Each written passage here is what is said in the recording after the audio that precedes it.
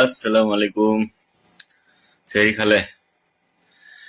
মই অকলে অকলে চেৰিটো খাই দিলো আৰু আজি কিন্তু উঠাই নাই দেখিছে না, শুই আছে, গাটো বেয়া যে।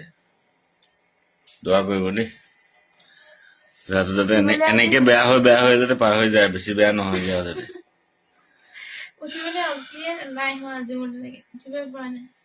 ইমান ঠাণ্ডা, বৰষুণ দিছে, ঠাণ্ডা লাগিছে দেই।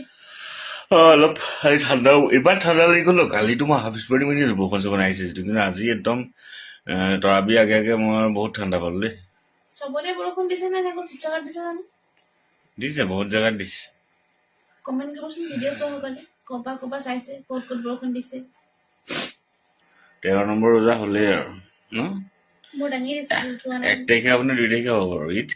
31 তাৰিখে ঈদ। এতিয়া ঈদৰ হেৰিটো পালে কি আৰু আহি পিনি বাজি কি নহওক, বাকী থকা ৰোজাকেইটা ভালে ভালে ধৰক আৰু সোনকালে শেষ কৰক। এইদিন ঠাণ্ডা বতৰ, মজা ৰোজা।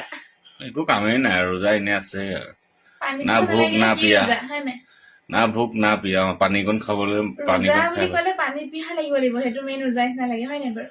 কিন্তু একো টোপনি আহিছে দেই। আল্লাহে আৰাম দিছে, লৈ লোৱা আৰামটো আৰু। আজি মুখ হাত ধুই কিনি টোপনিটো নাভাঙিলে, একদম টোপনি আহিয়ে আছে।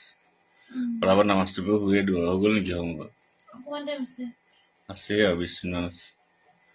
যি কি নহওক, বাই বাই।